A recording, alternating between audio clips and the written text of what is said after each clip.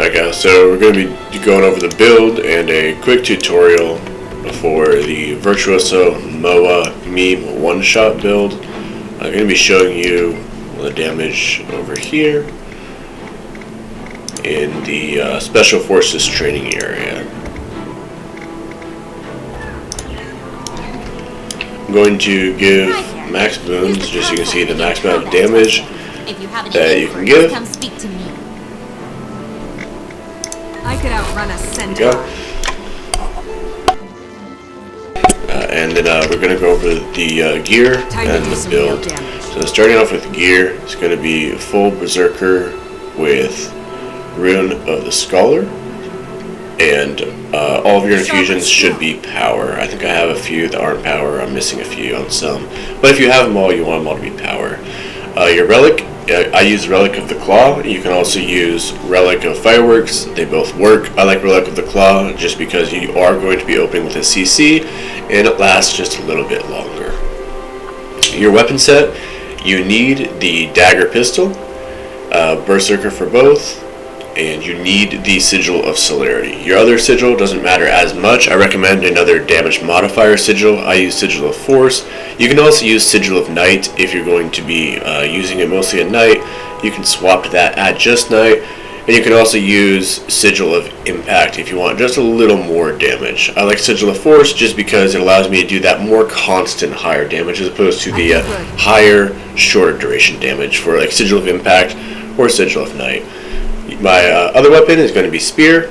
Berserker, of course. I use Sigil of Vision and Sigil of Hydromancy. Hydromancy can hit for up to around 3 to 5k in War vs. World, depending on how much might you have stacked and the armor level of your opponent. And then Sigil of Vision, just to ensure when I swap to it, that Spear 2, Spear 5, Spear 2 are all going to be critical hits no matter what. Moving into the build. For our traits, we are going to be running Domination, Dueling, and obviously Virtuoso. On Domination, you can use either Empowered Illusions or Rending Shatter. I like Rending Shatter just because as each blade from the shatter hits it, you're going to be doing slightly more damage on the next hit. You get a damage modifier, one of these, deal increased strike damage for each stack of vulnerabilities. You also do increased 0.5% of damage per stack of vulnerability.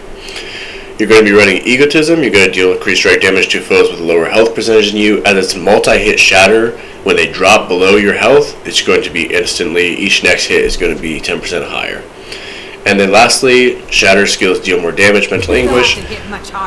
Because you're going to pretty much always be going against the inactivity, your damage is going to be increased 50%, which is insane.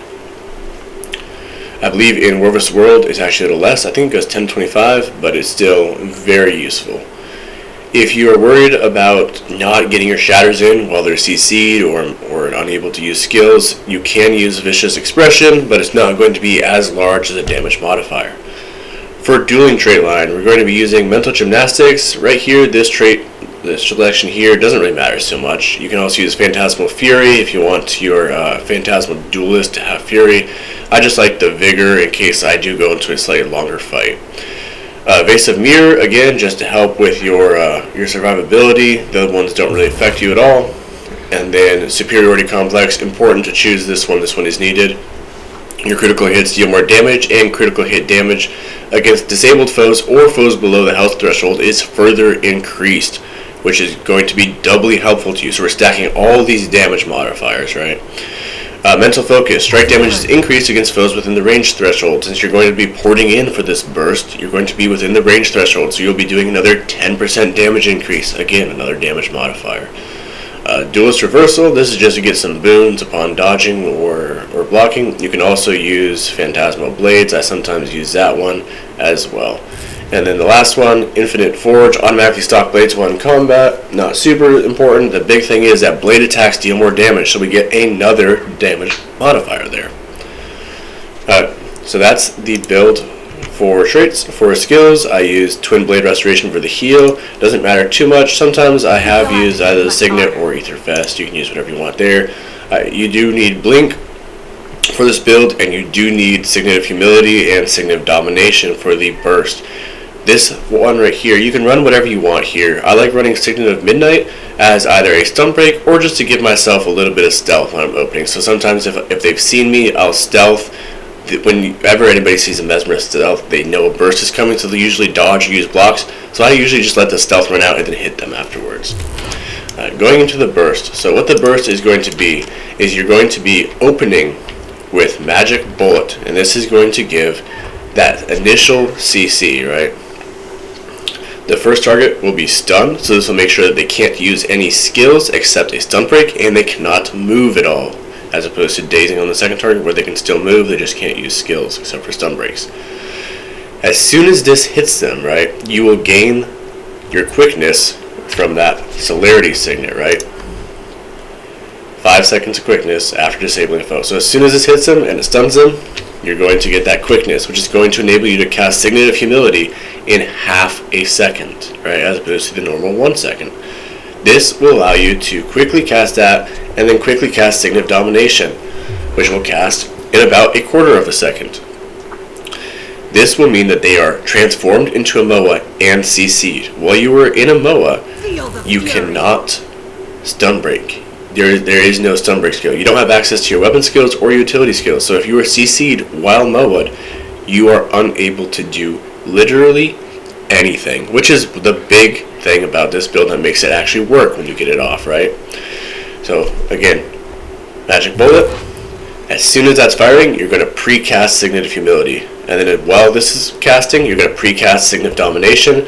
While Signet of Domination is casting, you're going to pre-cast your F1. And then as soon as your F1 is off, you're going to go into your Phantasmal Duelist, your Dagger 2 Blade Call, and then weapon swap if needed to Spear, Spear 2, Spear 5, Spear 2 if they're still alive.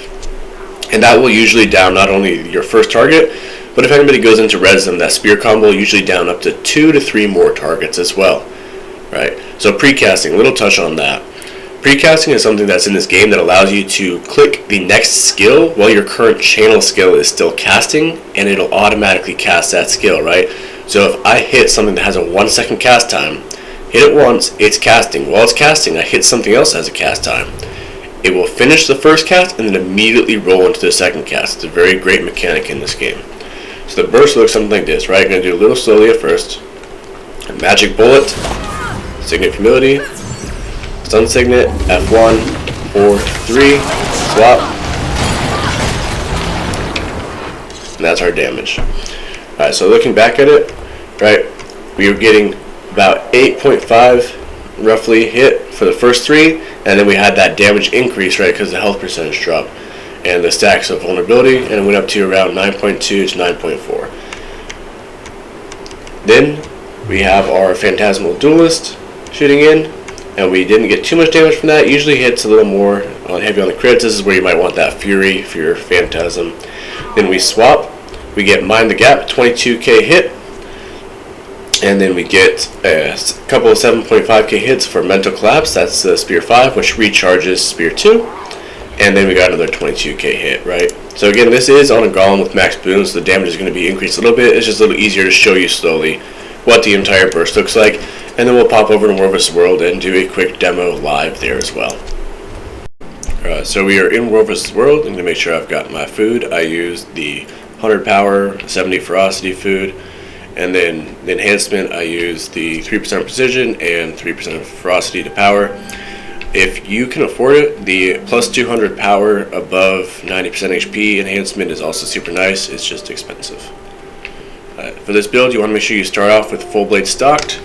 I can sometimes swap to a different build that has the blade on dodging just to get it fully stacked, and I'll swap back to the regular build.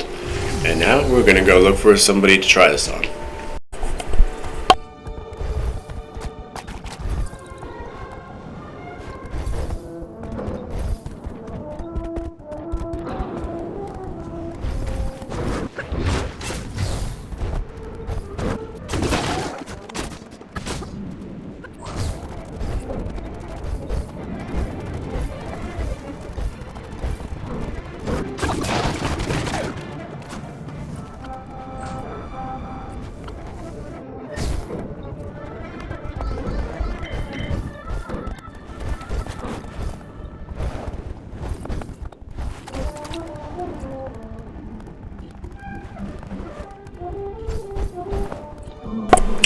So we found our likely target here.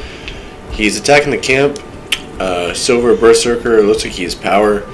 So he's going to have probably the normal amount of armor for a heavy, which would be a bit more than we've got, but not too much, as it does appear for his power. He does have the reinforced armor, which will also apply a little extra toughness and vitality. I'm going to wait until he has finished killing the NPCs in my camp, just so he out of combats. So this burst goes from out of combat, full HP, all that. So he has killed all the NPCs. He's out of combated. Gonna let his HP go up, and then we're gonna jump into this burst. Stealth Signet. Port, CC, MOA, CC, F1, swap, and then going for Invuln Stone.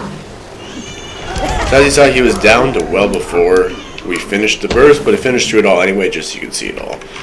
And we go back and look through the damage a little bit here.